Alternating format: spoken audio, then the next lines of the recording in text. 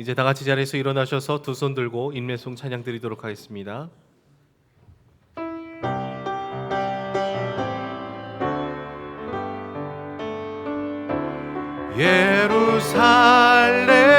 예루살렘아 여호와를 찬송할지어다.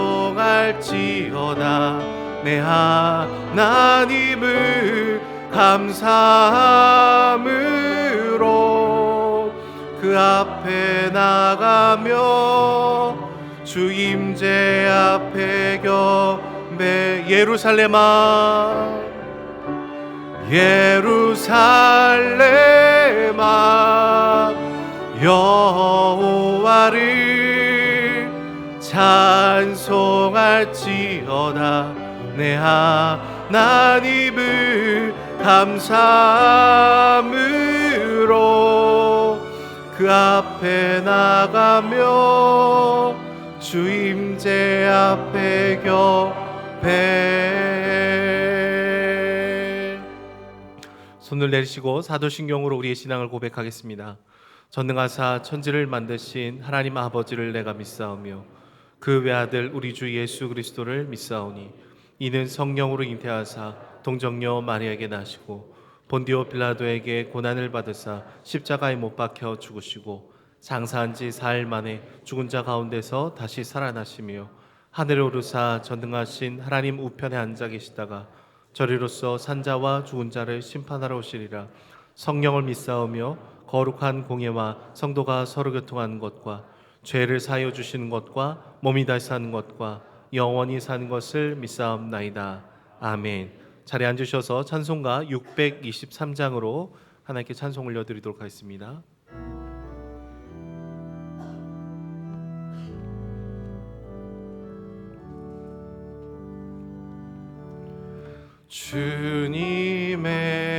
주님의 시간에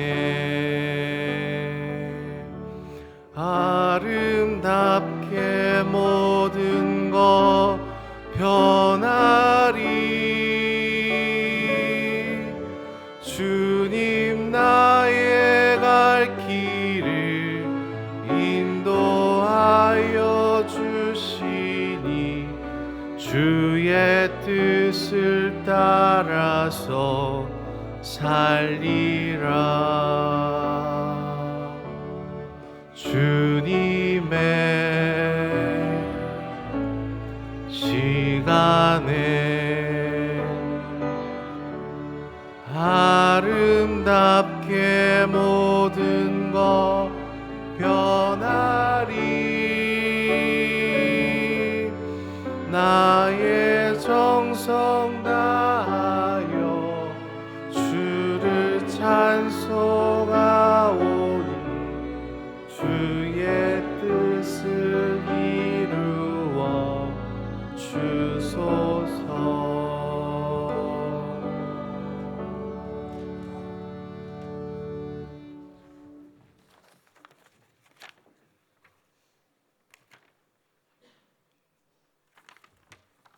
기도하겠습니다.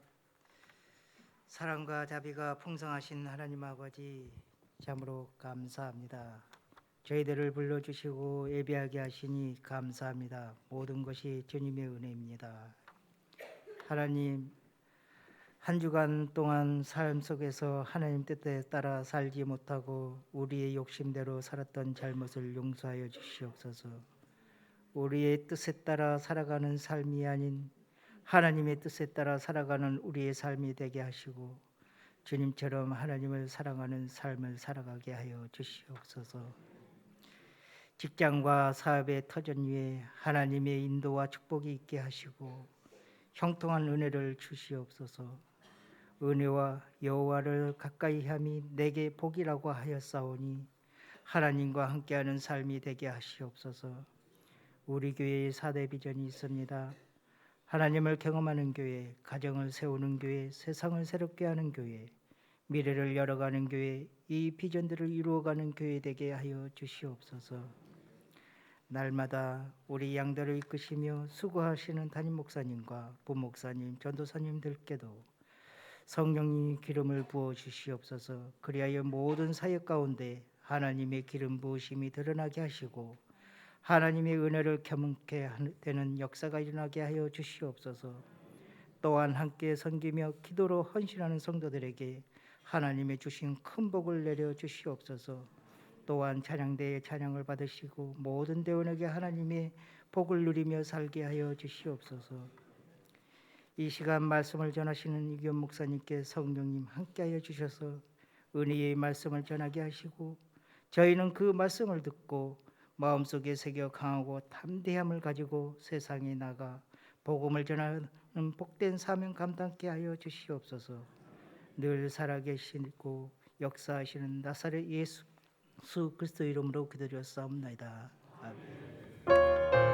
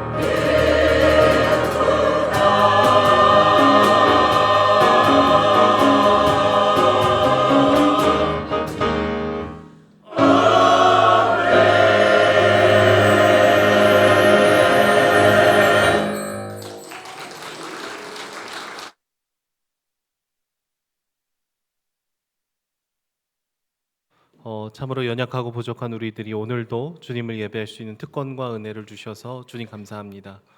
예배의 시간뿐만 아니라 우리의 모든 삶이 주님 앞에 올려드려지게 하여 주시고 우리에게 주어진 모든 것이 모든 호흡이 다 주께로 왔음을 고백하며 나아가오니 우리의 마음의 중심을 받아 주시옵소서. 헌금이 사용되는 곳곳 가운데 주님의 사랑과 은혜가 흘러갈 수 있도록 붙들어 주시고 하늘의 문을 열어 주셔서 날마다 우리의 삶을 친히 인도하여 주시옵소서. 감사드리며 예수님의 이름으로 기도드립니다. 아멘.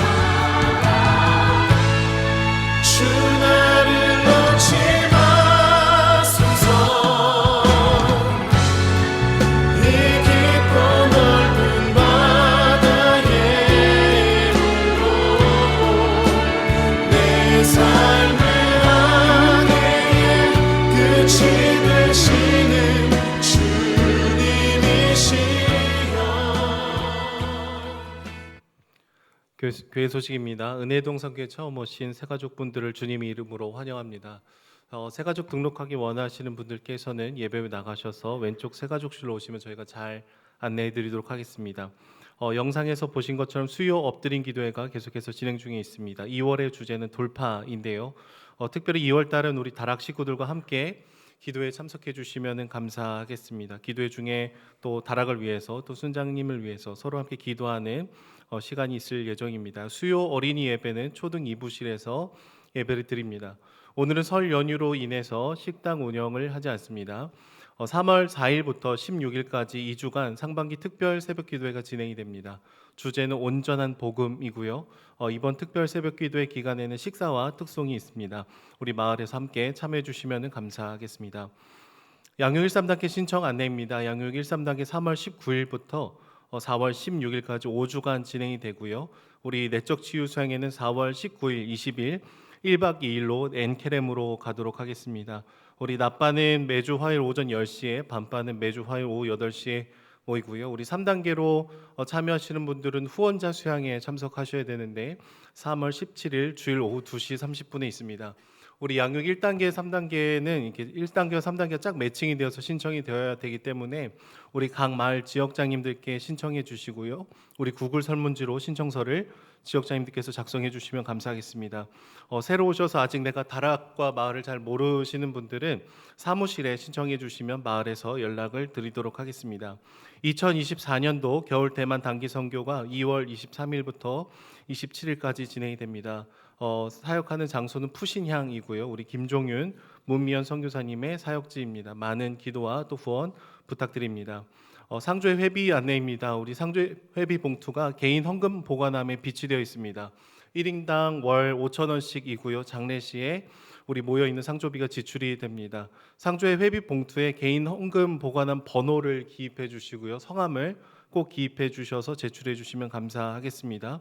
혹시 개인 헌금 보관함이 없으신 경우에는 헌금 봉투들이 모여 있는 이 함에서 상조의 회비 봉투를 택하셔서 사용해 주시면 감사하겠습니다. 차량 운행 및 차량 관리 봉사자를 모집 중에 있습니다. 대상은 일종 보통, 일종 대형 운전 면허 소지자입니다. 우리 교회를 섬겨 주실 분들 사무실로 신청해 주시면 감사하겠습니다.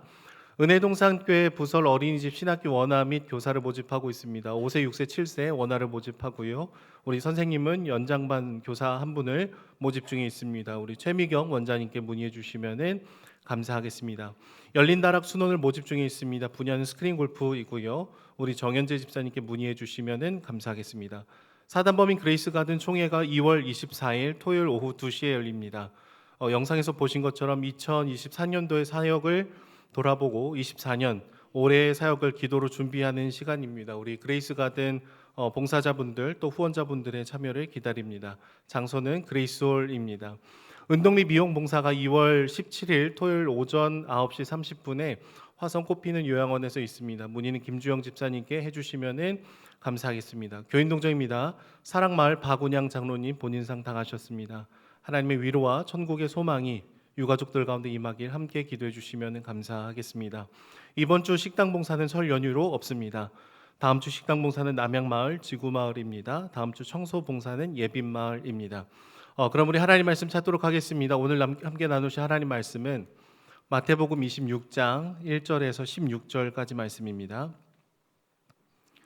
마태복음 26장 1절에서 16절까지 말씀 신약성경 45쪽에 있습니다. 우리 말씀을 교독해서 읽도록 하겠습니다. 제가 먼저 읽겠습니다. 예수께서 이 말씀을 다 마치시고 제자들에게 이르시되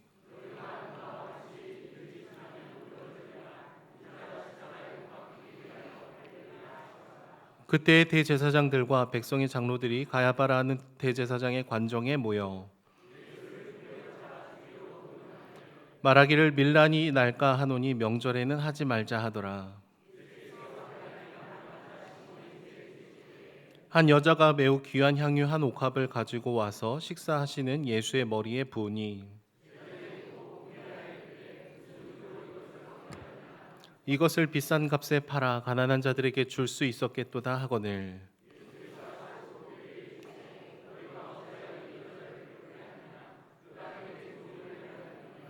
가난한 자들은 항상 너희와 함께 있거니와 나는 항상 함께 있지 아니하리라.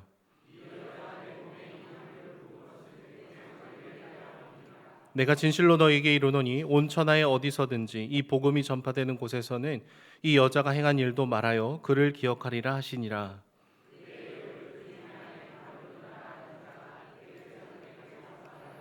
내가 예수를 너희에게 넘겨주리니 얼마나 주려느냐 하니 그들이 은 30을 달아주거늘 그가 그때부터 예수를 넘겨줄 기회를 찾더라.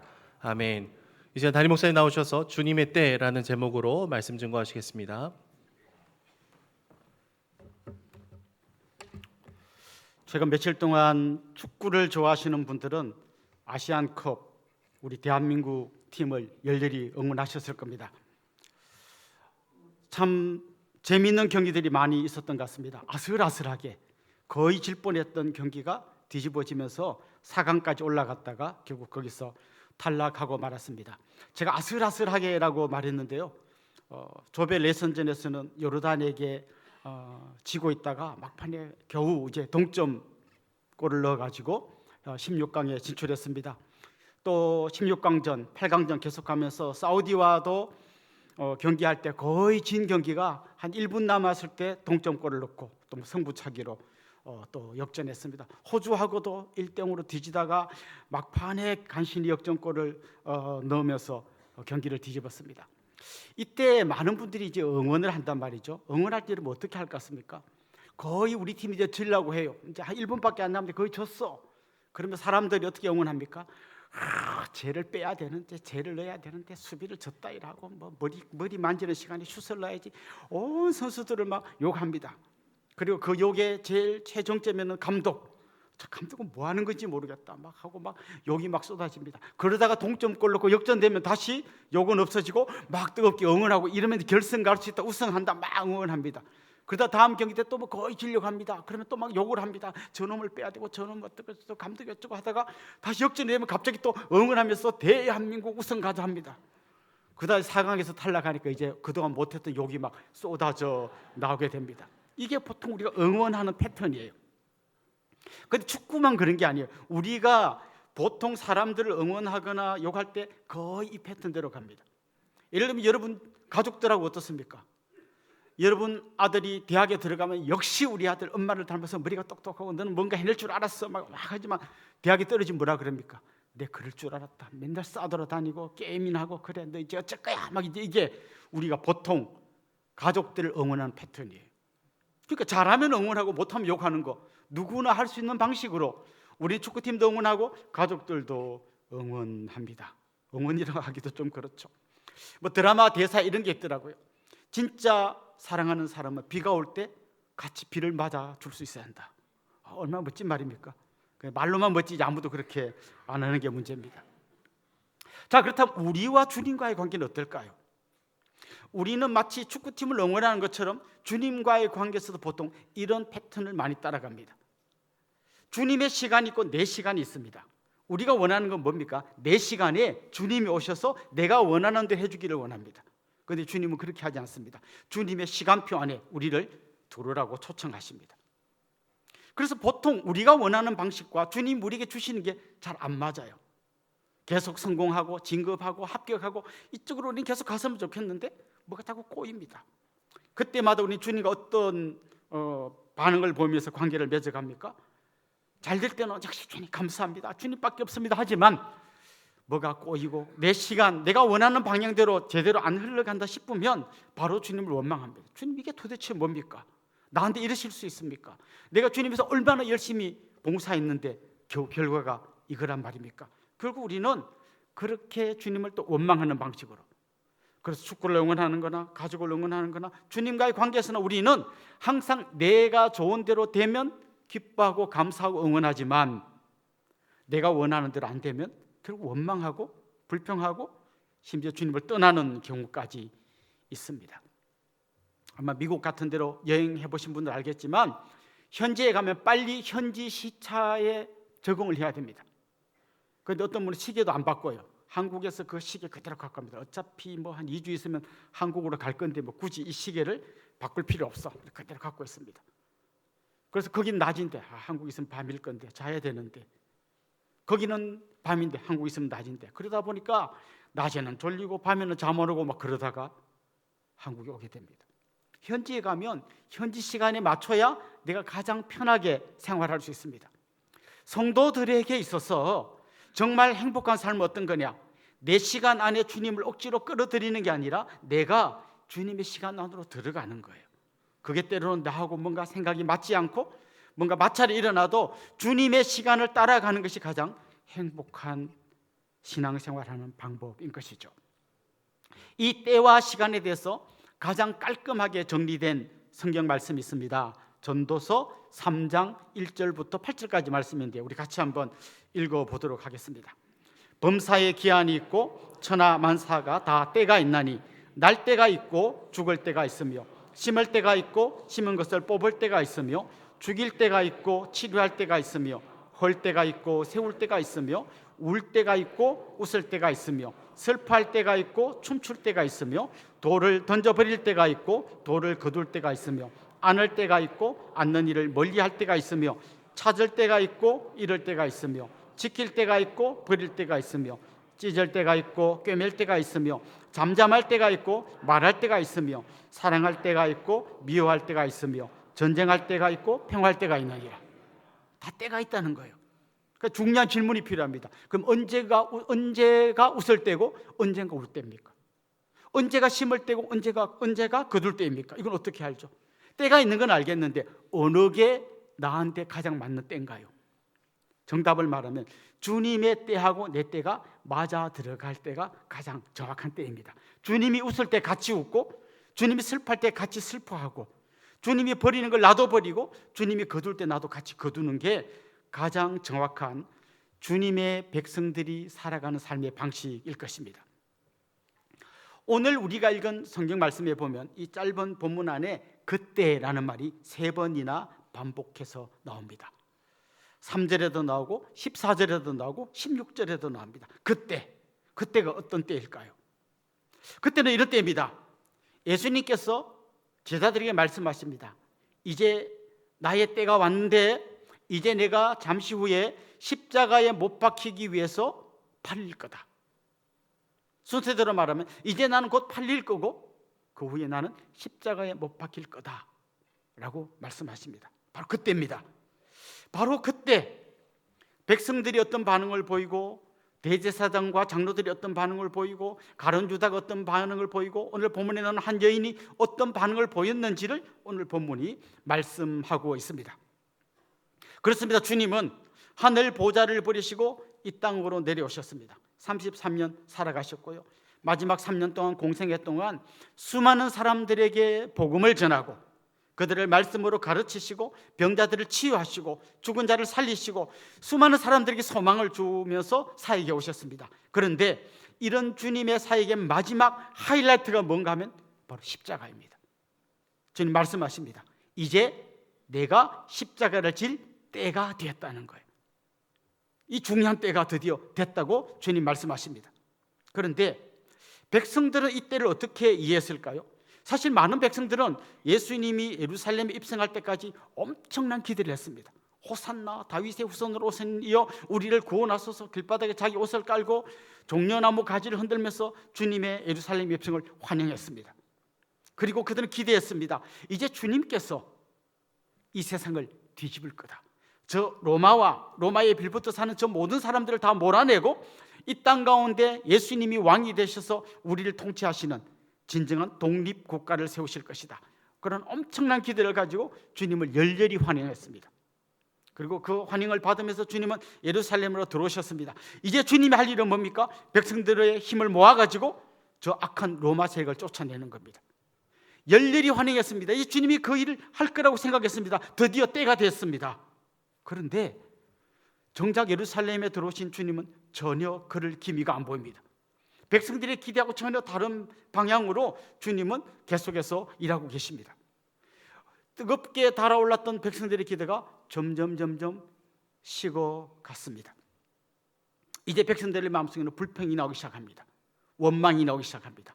마치 축구팀이 내 마음대로 안 될 때 막 응원하다 말고 욕을 하는 것처럼 지금 백성들의 마음이 그런 마음이 됐습니다. 이게 뭐야? 왜 저러고 있어? 빨리 뒤집어야지. 백성들은 지금 엄청난 실망을 하고 실망을 넘어서 지금 분노하고 있습니다. 한편 바로 그때 전혀 또 다르게 반응을 보이는 무리들이 있었는데요. 제사장들과 장로들이라고 표현되어 있습니다. 오늘 본문에 보면 구체적으로 말하면 사내들인 공회원, 그 당시 로마의 권력에 빌붙어서 그들과 함께 권력의 정점에 서 있던 이스라엘의 지도자들입니다. 그들은 예수님을 눈의 가시처럼 생각했습니다. 만약에 예수님이 민중 봉기의 선봉에 서고 백성들이 예수님을 중심으로 뭉쳐서 세상이 뒤집어지면 어떻게 되겠습니까? 제일 꼭대기 있던 자기들이 제일 바닥으로 떨어지는 거예요. 마치 해방된 다음에 친일파가 아주 죽일 놈이 되는 것처럼 그들은 친로마주의자들이었는데 만약에 백성들의 봉기가 일어나고 밀란이 일어나면 이들은 자기들의 모든 기득권을 잃게 됩니다. 그래서 이들의 생각은 뭔가 하면 예수를 죽여야 되겠다는 거예요. 예수님이 우리를 구원하기 위한 가장 소중한 일을 하려고 할 그때에 백성들은 점점 실망해가고 예수님에게 분노를 쏟아내고 있었고, 또 한편 기득권자들은 예수님을 죽여서 후환을 없애려고 했습니다. 사실 이 기득권층과 백성들은 정반대의 자리에 서 있습니다.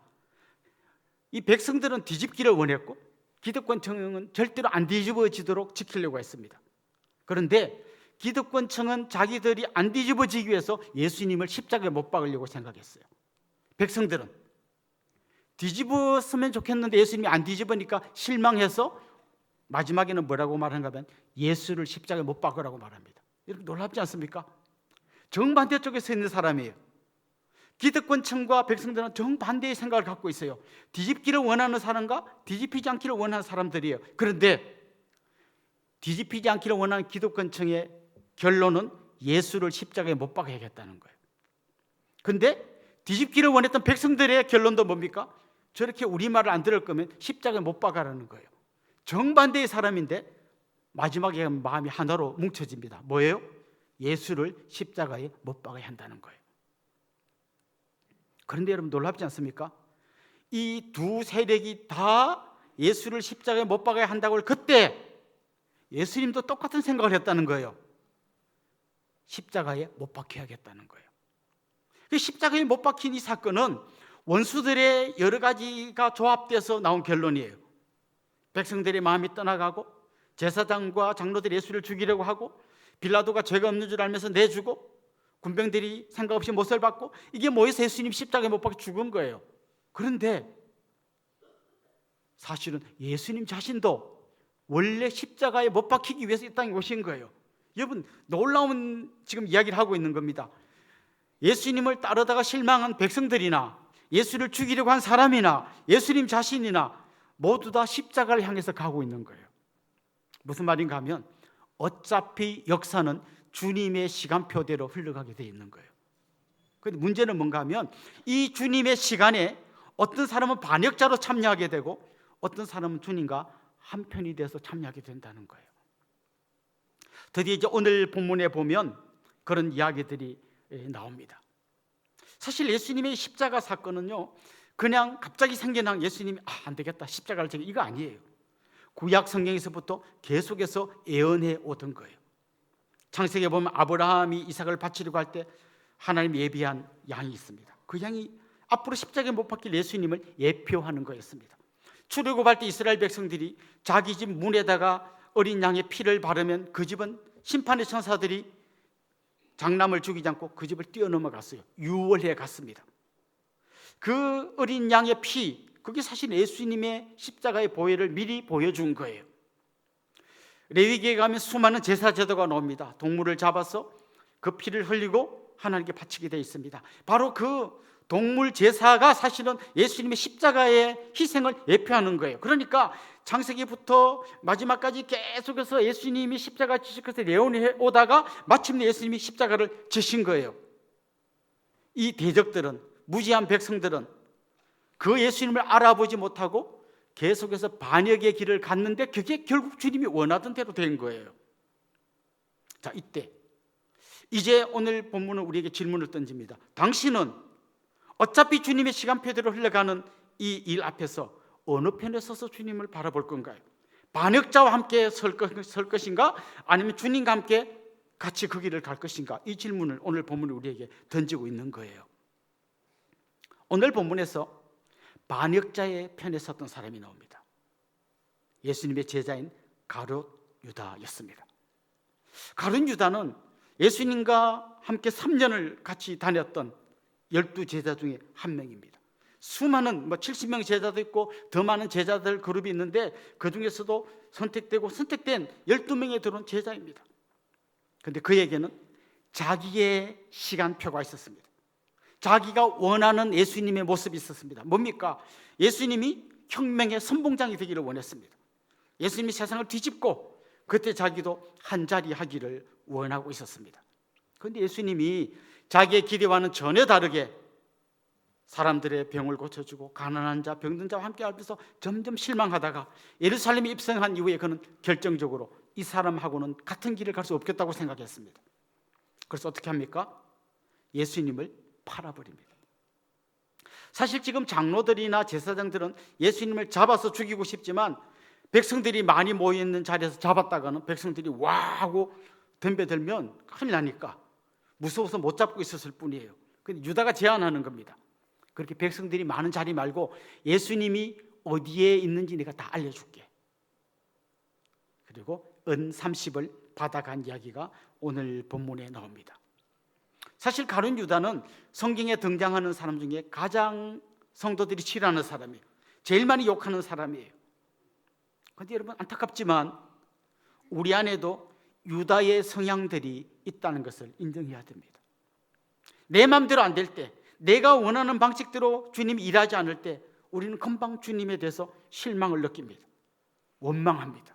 분노합니다. 이게 뭐냐고 말합니다. 사실 그거나 가룟 유다가 한 행동이나 정말 50보 100보입니다. 나도 모르는 사이에 내가 가장 싫어하는 가룟 유다의 길을 갈 수 있다는 거죠.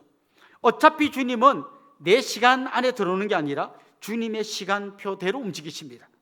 우리가 그 길로 들어가기를 원하시는데 우리는 안 들어가고 주님이 내 시간 안에 계속 들어오라고 요청하면서 그게 마음대로 안 될 때 원망하고 불평하고 주님을 떠나고 배신한다면 우리는 결국 가룟 유다의 길을 가는 것이 될 겁니다. 그런데 오늘 본문에 가룟 유다와 정반대의 길을 갔던 사람이 등장합니다. 한 여인입니다. 오늘 본문의 구성은 이렇게 되어 있는 거예요. 장로와 대제사장들이 예수님을 죽이러 모의했다라는 게 제일 먼저 나와요. 맨 마지막에는 가룟 유다는 예수님을 배반했다. 이 장로들과 결국 한편이 됐다고 이야기합니다. 지금 세 이야기가 나오는데요. 1번 이야기와 3번 이야기가 결국 한편이 되는 거예요. 그런데 가운데 있는 만두로 치면 그 안에 속 같은 제일 소중한 이 자리에 한 여인의 이야기가 나옵니다. 가룟 유다처럼 반역의 길에 서는 대신에 예수님의 시간 안으로 들어간 한 여인의 이야기가 나옵니다. 우리가 잘 아는 것처럼 이 여인은 옥합에 든 향유를 가지고 와서 그것을 주님께 다 따라 부어드렸습니다. 오늘 본문에 그냥 한 여자라고만 되어 있습니다. 그런데 같은 내용을 기록한 요한복음에 보면 이 여인이 나사로의 누이였던 마리아라고 나옵니다. 그렇습니다. 이 마리아가 향유를 예수님의 머리에 부어드릴 때 그리고 그 기름이 온 예수님을 적실 때 그 주위 사람들의 반응은 냉담했습니다. 이 비싼 거를 왜 허비하느냐, 왜 낭비하느냐였어요. 이걸 팔아서 가난한 자들에게 나눠주면 얼마나 많은 사람을 도울 수 있을 건데 이걸 한 방에 다 부어가지고 허비해버리느냐라고 그 여인을 책망했습니다. 그런데 주님은 그렇게 말하지 않았습니다.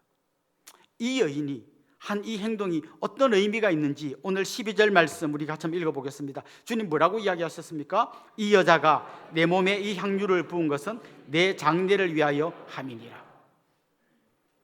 원래 이스라엘의 풍습에 의하면 사람이 죽으면 동굴 속에 있는 무덤에 넣습니다. 그리고 그 무덤을 열고 들어가서 그 냄새가 나지 않도록 거기에 향유를 붓습니다. 그런데 이 여인이 예수님의 장례를 위해서 향유를 부었다는 거예요. 자, 제자들의 눈에는 특별히 그 제자들 중에서 제일 핵심의 자리에 있었던 사람은 요한복음에 보면 가룟 유다예요. 왜 이 아까운 거를 낭비하느냐라고 했는데 이 여인에게는 낭비가 아니었어요. 오히려 주님의 죽음을 준비하는 너무나 소중한 행동을 한 겁니다. 자, 우리는 이렇게 질문을 한번 던져볼 수 있습니다. 왜 이 여인은 남들이 낭비라고 생각한 걸 이 여인 스스로는 이건 절대 낭비가 아니라고 생각했을까요? 왜 이 여인은 가장 소중한 것을 예수님에게 드렸을까요? 아마 이거는 정말 갑오로 물려줄 수 있는 어마어마한 액수의 가치가 있는 향유였을 텐데 왜 이걸 예수님에게 다 따라 부어 드렸을까요? 중요한 거는요, 이 여인에게는 은혜에 대한 감격이 있었어요. 요한복음에 보면 이 여인이 예수님에게 향유를 부어드린 게 12장에 나오는데요, 11장에 무슨 이야기가 나오는가 하면 죽었던 나사로가 살아나는 이야기가 나옵니다. 그러니까 이 여인에게 예수님이 어떤 분인가 하면 죽었던 우리 오빠를 다시 살려주신 분이에요. 죽었던 오빠를 살려준 이 예수님에게 내가 이 향유를 드리는 것은 낭비가 아닌 거죠. 이건 계산할 수 없는 거죠. 내 가장 소중한 걸 다 드려도 하나도 안 아까운 거죠. 왜냐하면 이 여인에게는 죽었던 오빠를 살려준 주님의 은혜가 있었기 때문이에요. 그런데 그 은혜는 오빠 나사로에게만 한정된 것이 아니라 언니였던 마르다가 고백했던 것처럼 마지막 날에 우리 모두를 다 부활시켜 주실 그 주님의 능력을 한 모델 케이스로 보여준 사건이 바로 자기 오빠가 살아난 사건이에요. 그렇습니다. 주님 우리 오빠를 살려주셨고 미래에 우리를 다시 부활시킬 바로 그 주님이십니다. 그 주님을 위해서 내가 가장 소중한 걸 다 드려도 나는 하나도 아깝지 않습니다. 이게 바로 이 여인의 고백이었던 거죠. 사랑하는 성도 여러분, 여러분은 주님을 위해서 뭔가를 드릴 때 혹시 계산이 되십니까? 아깝습니까? 요걸 내가 여기 쓰면 더 많은 걸 누릴 수 있는데 이걸 또 드리려니까 자꾸 아까운 생각이 드십니까? 내 이 아까운 시간을 주님 나라 위해 쓴다는 게 뭔가 허비처럼 느껴지십니까? 내 젊음 이걸 마음껏 즐기지 못하고 뭔가 주님 나라 위해서 일하는 게 좀 손해보는 것 같습니까? 결정적인 순간에 내 생명을 주님 앞에 드려야 될 시간이 올 때 그게 아깝게 생각되십니까?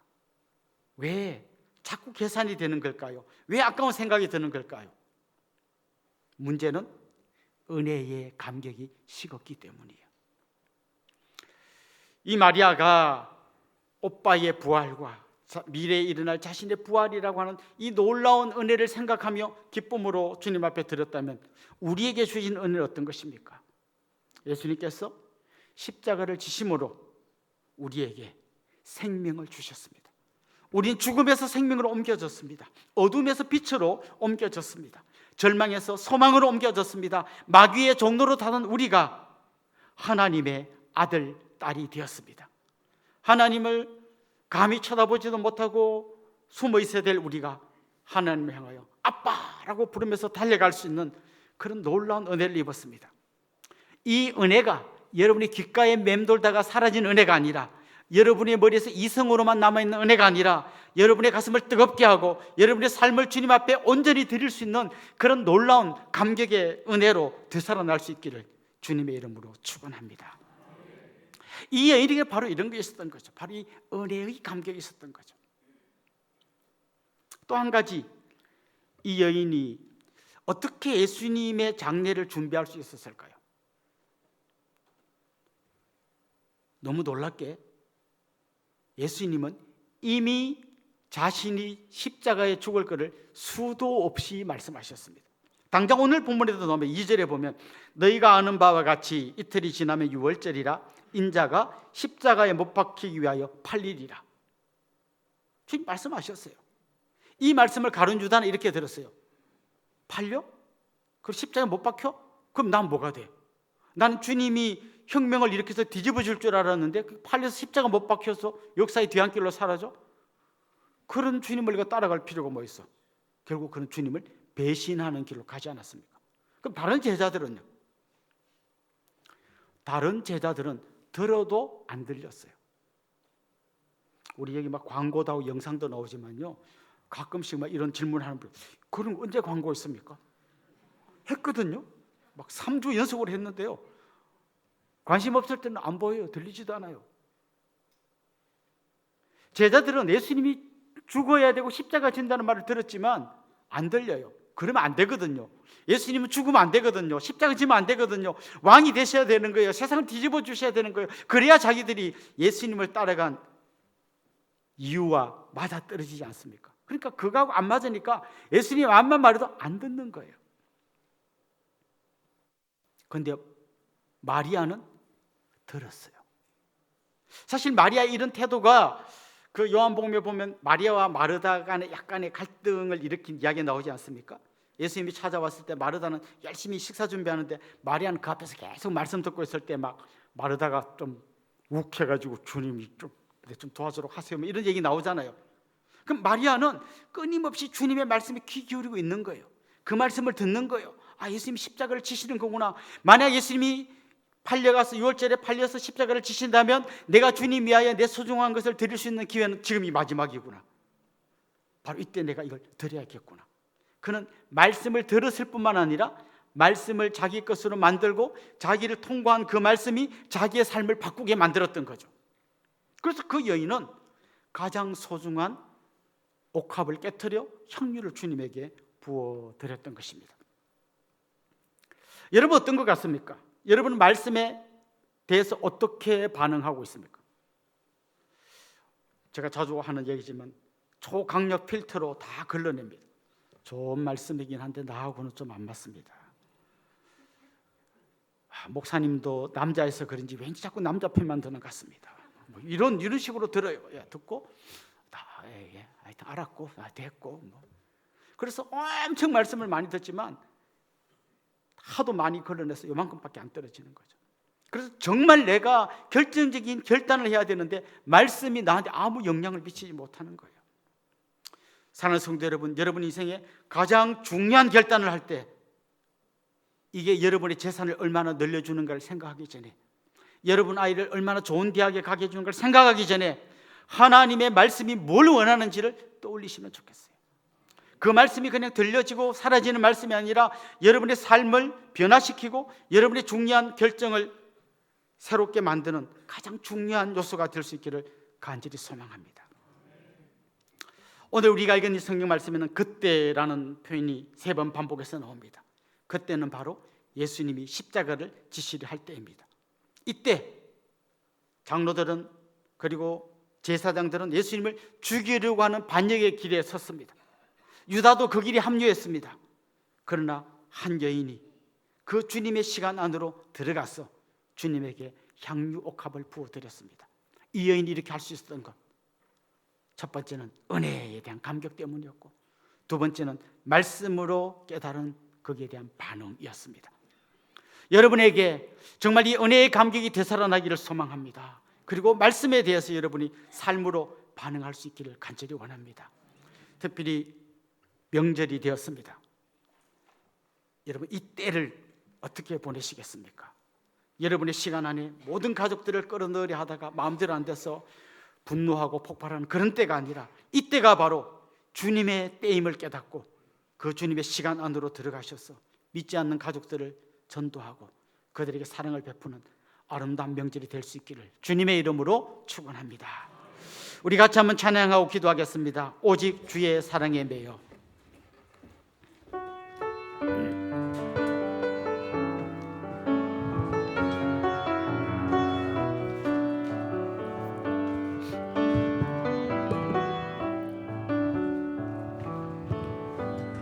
오직 주의 사랑에 매여 내 영 기뻐 노래합니다.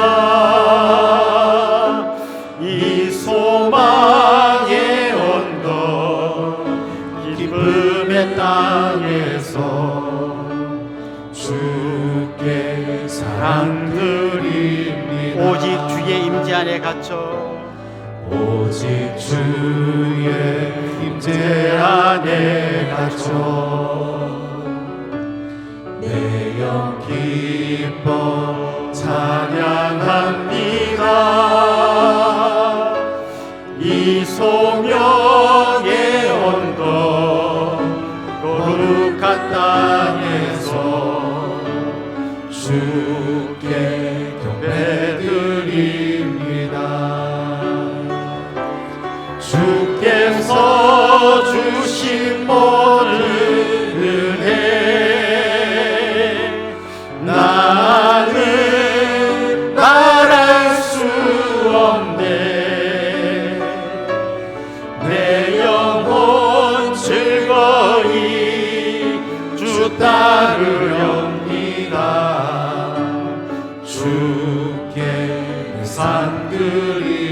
주께서 주신 모든 은혜 주께서 주신 모든 은혜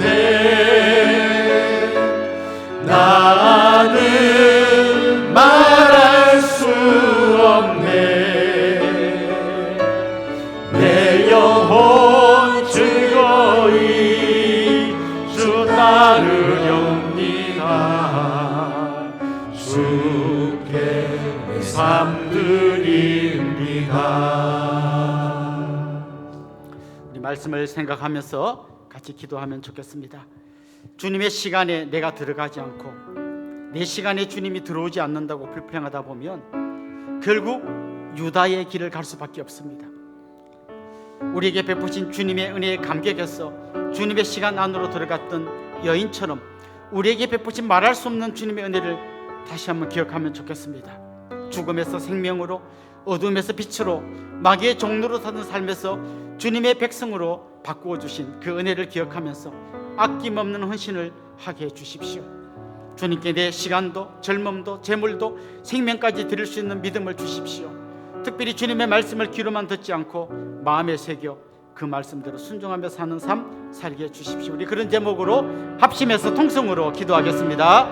하나님 아버지, 정말 주님께서 내가 원하는 대로 하면 응원하다가 내 마음에 들지 않으면 금방 실망하고 원망하고 분노하고 주님을 떠났던 그 어리석은 사람들의 모습을 오늘 본문에서 보게 됩니다. 반면에 그 절망의 시간에, 다 떠나가는 그 시간에 끝까지 주님과 함께하며 주님의 시간 안으로 들어갔던 한 여인의 헌신을 보게 하시니 감사합니다.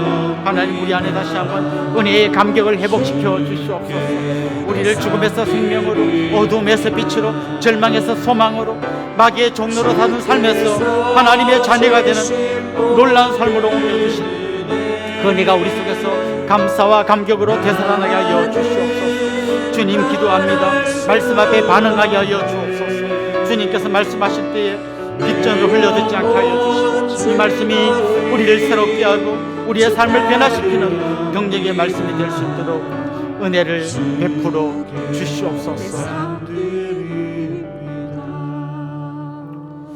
하나님 아버지, 주님의 시간 안으로 들어가야 하는데 계속해서 주님을 내 시간 안에 끌어들이려 하다가 마음대로 되지 않으면 실망하고 원망하고 분노하고 심지어 주님을 배신하는 어리석은 모습들을 보게 됩니다.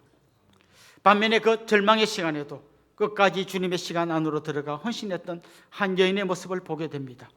주님, 우리 안에 은혜의 감격을 회복시켜 주옵소서. 그래서 기꺼이 우리의 것을 주님 앞에 드릴 수 있는 믿음을 허락하여 주옵소서. 뿐만 아니라 말씀을 들을 때에 우리의 귀점만 맴돌다 사라지는 말씀이 아니라 우리의 가슴을 불태우고 우리의 삶을 새롭게 하는 말씀이 될 수 있도록 은혜를 베풀어 주옵소서. 감사하고 예수님의 이름으로 기도드리옵나이다. 아멘. 저를 잠깐 주목해 주시면 좋겠습니다.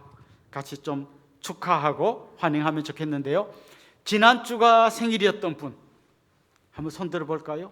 명절과 겹쳐서 엄청 억울하실 것 같은데 지난주 생일 한번 집사님 일어나시고요. 또요, 저 뒤에 우리 집사님도 계십니다. 중간에도 계십니다. 지난주가 결혼 기념일이었던 분들도 한번 일어나 보실까요? 네. 혹시 오늘 우리에게 처음 오신 분, 등록하기를 원하는 분도 같이 환영하면 좋겠습니다. 한번 자리에서 일어나 주시면 좋겠습니다. 혹시 나 원래 우리 교회 안 다니는데 명절을 맞아 이렇게 교회 한번 왔습니다. 그런 분도 계시면 한번 일어나시면 좋겠습니다. 네. 아까 우리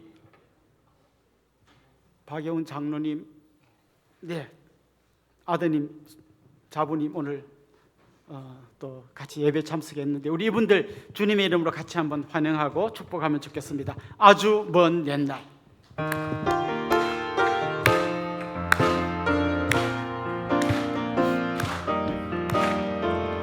아주 먼 옛날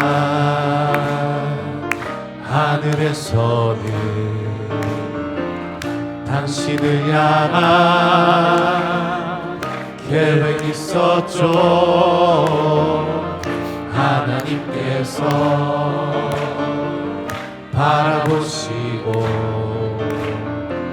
좋았던 없더라고 말씀하셨네. 이 세상 그 무엇보다 귀하게 나의 손으로 창조하였노라.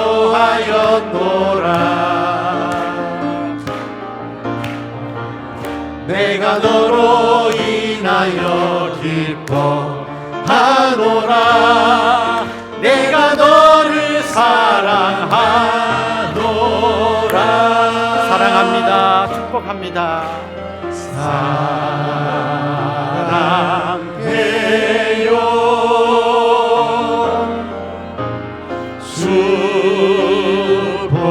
축복해요.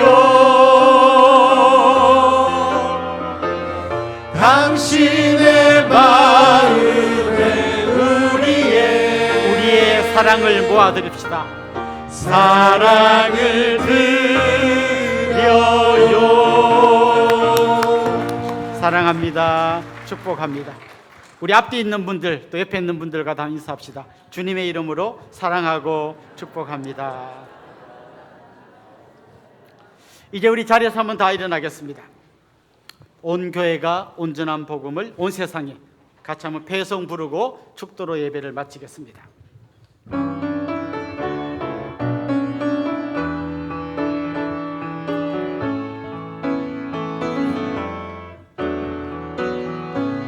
성령님 이곳에 거하소서. 하나님의 소원이 선포되도록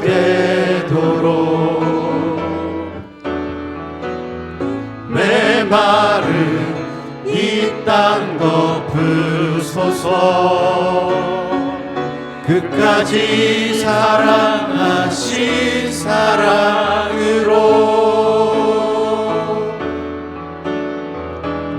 성령님 이곳에 거하소서. 하나님의 사랑이 선포되도록 살리시고 사랑하시는 아버지 뜻 주의 교회가 살아내도록 나를 보내사 상한 마음 고치소서. 기름 부으사 아름다운 소식 전하게 하소서. 온 교회가 일어나 온전한 복음을 온 세상에 전하게 하소서.